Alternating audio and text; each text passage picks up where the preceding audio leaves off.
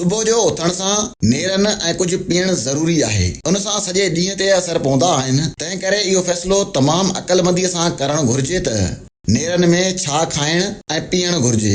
सुबुह जी शुरूआति चांहि या कॉफ़ीअ सां करण खां बहितर आहे त हिकु गिलास गरम पाणीअ सां लीमन जो इस्तेमालु कयो वञे। उन सां वज़न घटाइण सां गॾु ॿिया बि केतिरा ई फ़ाइदा आहिनि। अमरीकी ग़िज़ाइयत जे माहिर नेटालियन ओल्सेन मूजिबि ॾींहं जी शुरूआति हिकु गिलास लीमो पाणीअ सां करणु हिकु सिहतमंद अमल आहे। उन जा मुस्बत असर ॾींहों ॾींहुं ज़ाहिर थींदा। US डिपार्टमेंट ऑफ एग्रीकल्चर मूजिबि लीमो विटामिन C जे लिहाज़ खां सभ खां वॾो मेवो नाहे, पर विटामिन C जो सुठो ज़रियो आहे। लीमन जे रस में विटामिन C जो मिक़दारु 18.6 मिलीग्राम हूंदो आहे। लीमन में अल्काइन जो वॾो मिक़दारु हूंदो आहे जेको इंसानी जिस्म में pH खे मुतवाज़न करण में मदद करे थो। लीमन जो पाणी जिस्म मां नुक़सानकार मादा ख़ारिज करे थो, जंहिंसां इंसान चुस्त रहे थो।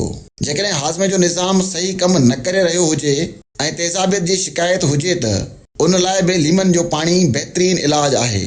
ही मेटाबॉलिज़म खे तेज़ करे थो, तेज़ाबियत खे ख़तम करे थो ऐं मादे खे आराम पहुचाए थो। फिट्रेट एसिड्स अहिड़ो जुज़ आहे जेको पेशाब में तेज़ाब खे घटाए थो। इन सां पथरीअ खे टोड़ण में मदद मिले थी।